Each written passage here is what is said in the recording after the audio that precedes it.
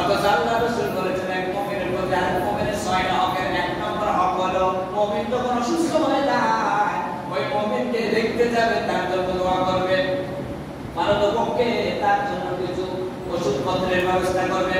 বিশ্বনবী বলেছেন লিকুল্লি দাইন তাওয়ান, প্রত্যেক রোগের জন্য আমার রব্বুল আলামিন ওষুধ দিয়ে দিয়েছে।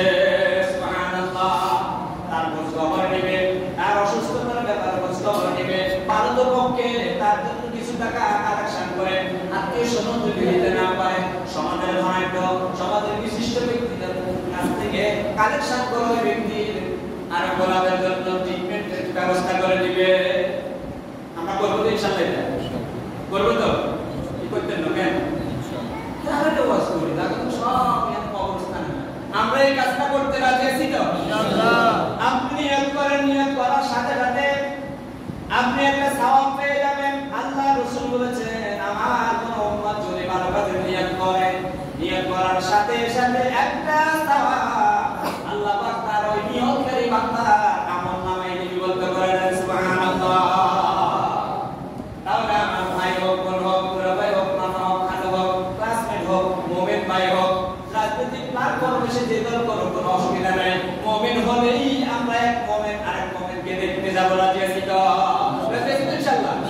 এরপরে 2 নম্বর আল্লাহ রাসূল বলেন ওয়াশহাদু ইলা মাতা, আল্লাহ কোন মুমিন বান্দা যদি ইন্তেকাল করে তার জানাজায় শরীক হবে। এটাও আমরা এখন রাজনীতি করে ফেলেছি। রাজনীতি হলে মাইকিং হয়, পুরো গ্রাম থেকে মানুষ যায়, বিভিন্ন নেতারা আসে তাদের রাজনৈতিক বক্তব্য দিয়ে চলে যায়। ভোগবাদী রাজনীতি যারা করে সে যতদিন জীবিত থাকে তার থেকে লোক ফায়দায় উঠে নেয়। মারা যাওয়ার পরে তার সন্তানগুলোরা কোনো খোঁজ খবর নেয় না। কিন্তু যারা এক আল্লাহর সন্তুষ্টির জন্য রাজনীতি করে তারা রাজনীতিটাকে ইবাদত মনে করে। আল্লাহর এই বান্দা দুনিয়ায় ছিল, সে ইন্তেকাল করে গেছে, সে কোন দল করে আমার এটা জানার বিষয় নয়। তার এই 3 বাচ্চাগুলোর দিকে খোঁজ খবর রাখা আমাদের দায়িত্ব। বিশ্বনবী বললেন ওয়াশহাদু ইলা মাতা, যখন আল্লাহর কোন বান্দা ইন্তেকাল করে তার জানাজায় শরীক হবে, জানাজায় শরীক হয়ে তার জন্য দোয়া করবে। আল্লাহুম্মা ফি হাইয়িনা ওয়া মাইয়িতিনা ওয়া শাহিদিনা ওয়া গায়বিনা ওয়া সাগীরিনা ওয়া কাবীরিনা ওয়া যাকারিনা ওয়া উনসানা, আল্লাহুম্মা মান আহইতাহু মিন্না ফাহইহি আলাল ইসলাম ওয়া মান তাওফাইতাহু মিন্না ফাতাওফাহু আলাল ঈমান।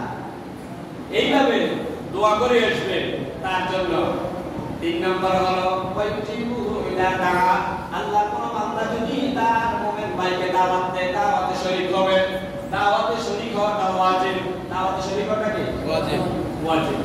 তবে বিনা দাওয়াতে যেতে হুজুর নিষেধ করেছেন, বিনা দাওয়াতিদেরকে বলেছেন ডাকাত হয়ে প্রবেশ, চোর হয়ে প্রবেশ করে ডাকাত হয়ে বের হয়।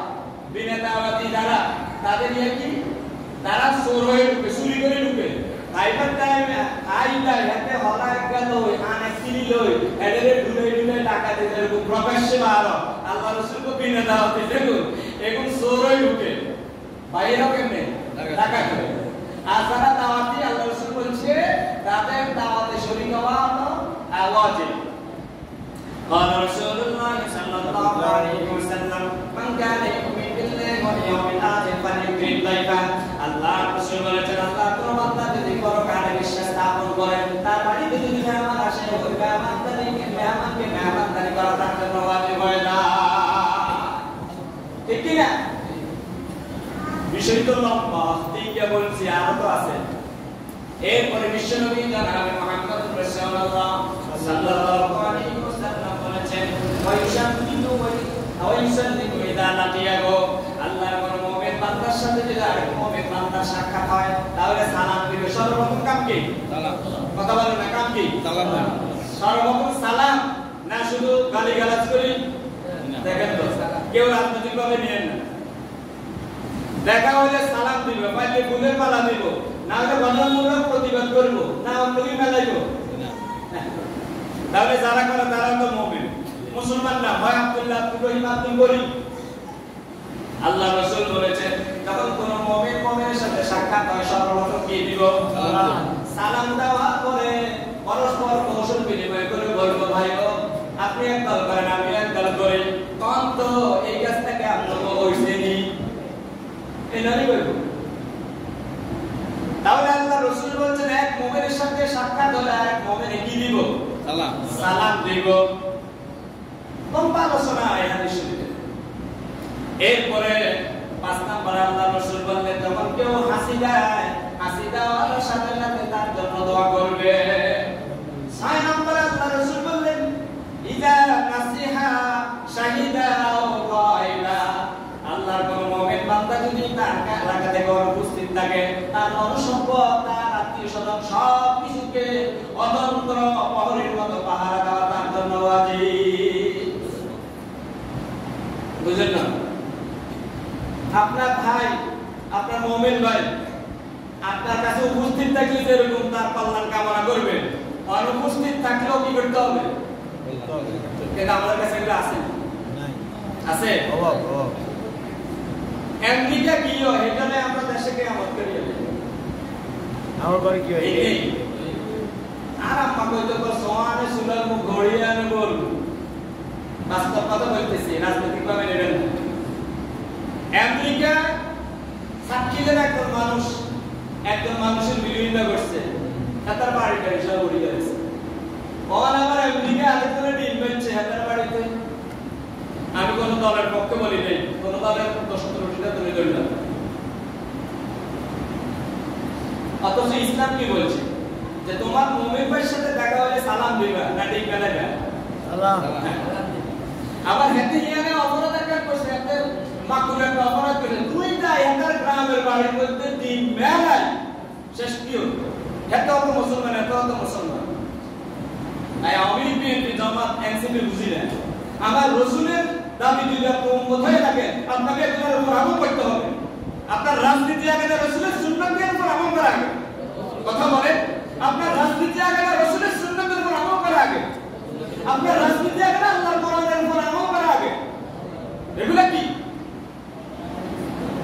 ইয়ানে দেব ডিপ মেলব ও একজন বিশ্ববিখ্যাত ইন্টারন্যাশনাল একজন ডাক্তার, অক্সফোর্ডের ডাক্তার, ক্যামব্রিজের ডাক্তার, তারা যে অশ্লীল ভাষায় গালি গেল আবার যারা গালি গালাজ করলো তাদের বাড়িতে যে ডিম মেলাম।